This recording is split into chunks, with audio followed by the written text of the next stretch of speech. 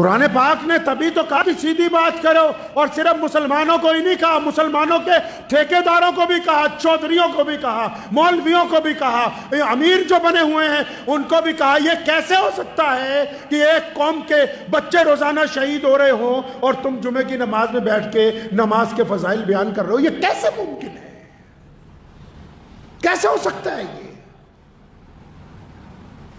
کہ قبلہ اول کو اپنی آزادی کا خطرہ منڈلا رہا ہو، کروڑوں لوگ، لاکھوں لوگ بے گھر کر دیے گئے ہوں، اور ہم یہ بتا رہے ہوں کہ اتنی مرتبہ فلاں تسبیح پڑھو، اتنی مرتبہ فلاں تسبیح پڑھو، تمہیں اتنا ثواب ملے گا؟ یہ کون سی سیدھی بات ہے؟ یہ قرآن اور اللہ اور اس کے رسول صلی اللہ علیہ وسلم کے حکم کے مطابق سیدھی نہیں ہے۔ سچ بولنے کا وتیرہ اپنانا ہوگا۔ ہم نے تو جھوٹ بولنے کی مشین اپنی جیب میں ڈال رکھی ہے، جس کو موبائل کہتے ہیں، صبح شام۔ اب آج اگر کسی کا بچہ ان سے جھوٹ بولتا ہے، ماں باپ رات کو فون کرتے ہیں، بیٹا کہاں ہو؟ اگر بیٹا شراب خانے میں بیٹھا ہے، بیٹا کہیں بدماشی کر رہا ہے، وہ بولتا نہیں ابا جی، اماں جی، میں تو فلاں چوک پہ اپنے دوستوں کے ساتھ کھڑا ہوں۔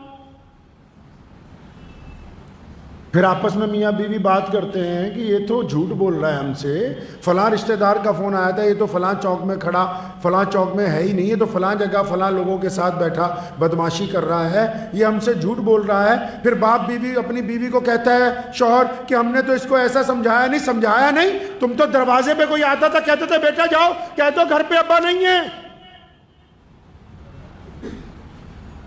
تم تو فون اٹھا کے اپنے بچوں کو روز تربیت دیتے تھے، جھوٹ بول دو کہ ابھی فون یہاں گھر پہ بھول گئے، بات نہیں ہو سکتی۔ قرض دار تمہارے دروازے پر آتے تھے، تم اپنے بچے کو تربیت دیتے تھے کہ ان کو شک نہیں ہونا چاہیے کہ تمہارا باپ گھر پہ ہے، باہر سے ہی ان کو کسی نہ کسی طرح رخصت کر دو۔ آپ نے خود تو بچپن سے اس کو تربیت دی ہے جھوٹ بولنے کی، اس کو سکھایا ہے جھوٹ بولنا، اور جب آپ نے اس کو جھوٹ بولنا سکھایا ہے تو وہ جو کہتے ہیں کہ جیسی آواز کنویں میں لگاؤ گے وہی باہر آئے گی۔ جس بچے کو آپ بچپن سے جھوٹ بولنا سکھاتے رہے اپنی جان بچانے کے لیے، اب وہ بچہ اگر کسی سے جھوٹ بول رہا ہے تو سب سے پہلے آپ سے ہی جھوٹ بول رہا ہے۔